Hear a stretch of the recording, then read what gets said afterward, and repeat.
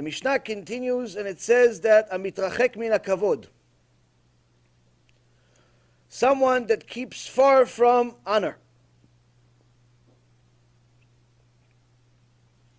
He's not studying Torah for the sake of honor, but rather in order to express his love of Hashem. This way he's going to be able to learn from everyone, even people that are less knowledgeable than him.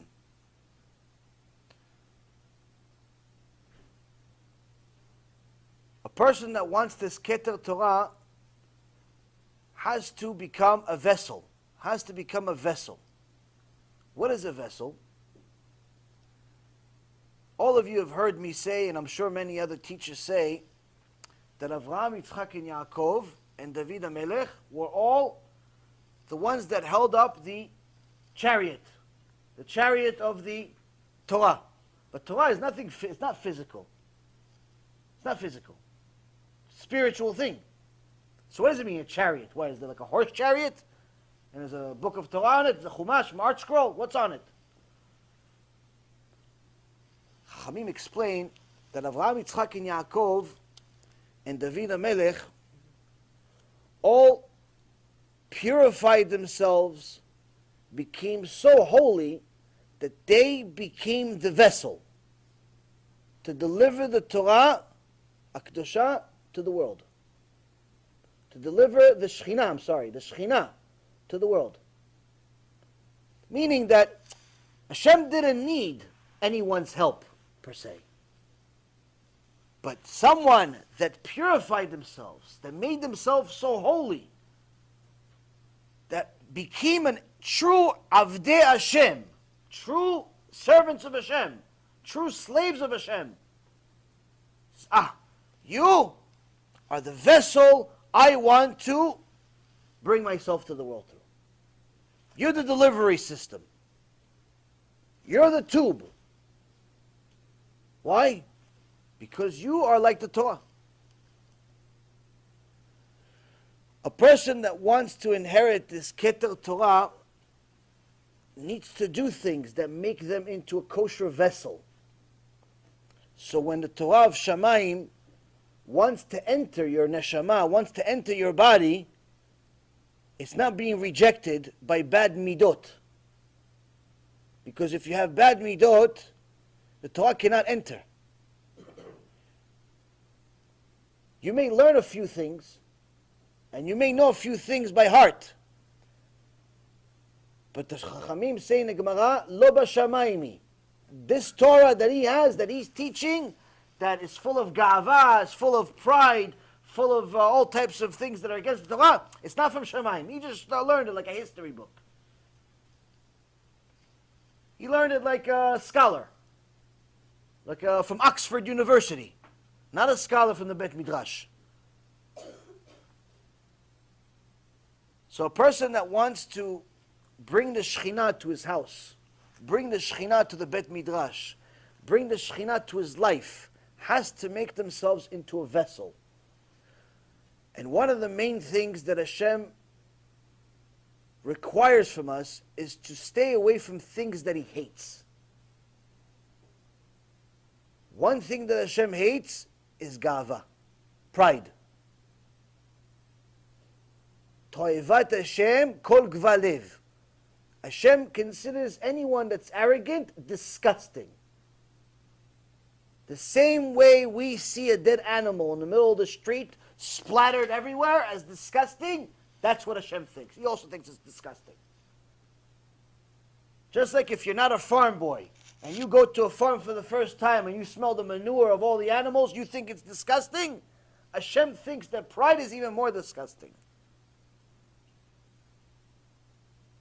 So, when a person wants to become a pure vessel, not only is he not going to have honor, he's going to run away from it. For even if somebody wants to give it to him, he feels uncomfortable. He feels this is weird. Yeah, but you know a lot of Torah.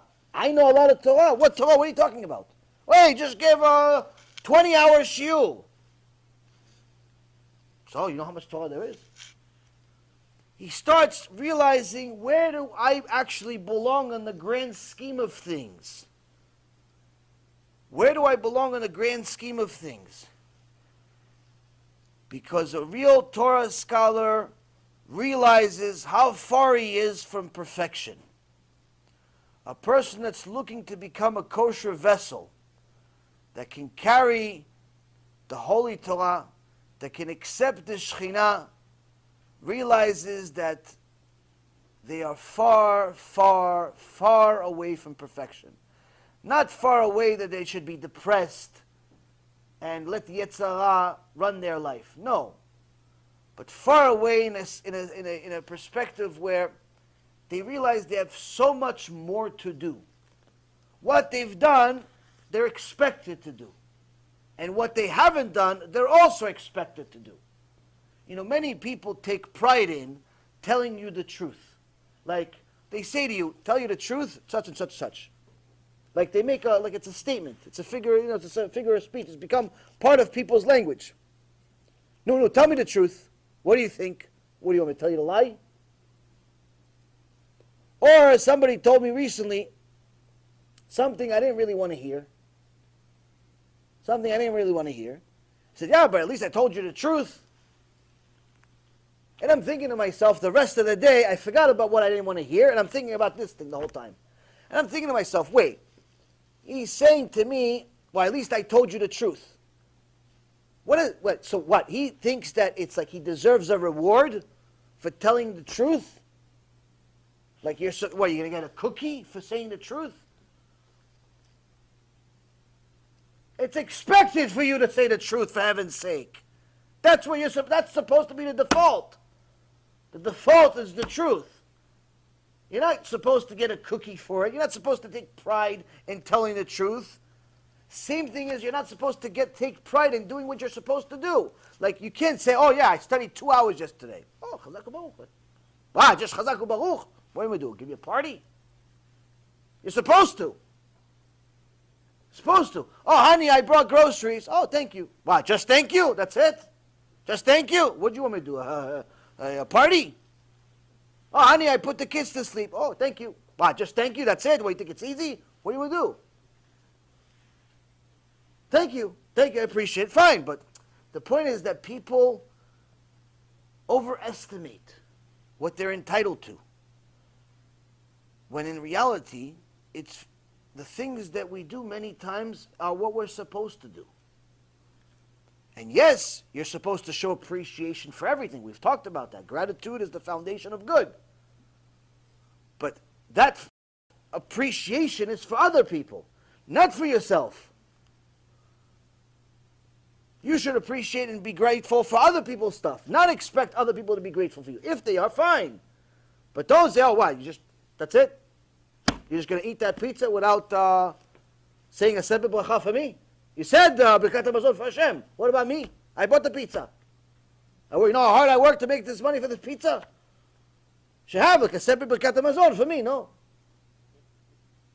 Sometimes people, their pride gets out of control with them. They believe you're supposed to like pray for them. And this is considered disgusting. And a person that realizes how far they are from perfection and how far they are from where they're supposed to be, not only analyzes themselves and the flaws and tries to fix them, but also understands the inherent risk, the risk in accepting kavod, the risk in accepting honor from people. Because once you accept honor, you may actually start believing it. Once you start believing in it, you've already ruined yourself as the vessel of truth.